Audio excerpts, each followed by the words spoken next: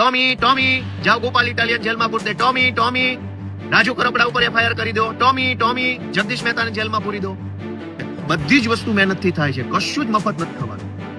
પણ મહેનતથી મેળવેલો પટ્ટો છે ને કમરે પહેરવા માટે આપ્યો છે, ગળામાં ટોમીની જેમ પહેરવા નથી આપ્યો.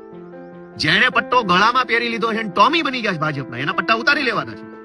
કે એક ટોમી છે જેને ગળામાં પટ્ટો પહેરી લીધો છે અને એક ટોમીનો સેટ છે. ટોમી ટોમી જાઓ ગોપાલ ઇટાલિયન જેલમાં પૂરી દે, ટોમી ટોમી રાજુ કરપડા ઉપર એફઆઈઆર કરી દો, ટોમી ટોમી જગદીશ મહેતાને જેલમાં પૂરી દો.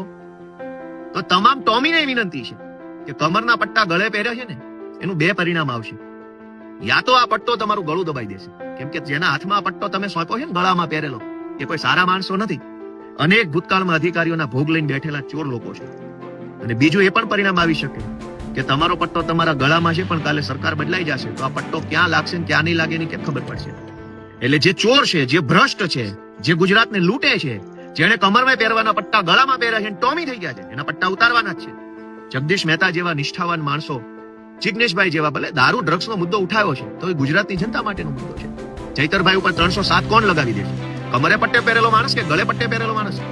તો ગુજરાતની જનતાને બે હાથ જોડીને વિનંતી કરું છું કે ગુજરાત બચાવવાની જવાબદારી જિગ્નેશ મેવાણી, ગોપાલ ઇટાલિયા, ચૈતર વસાવા કે જગદીશ મહેતાની 4 લોકોની નથી, આપણા સૌની છે.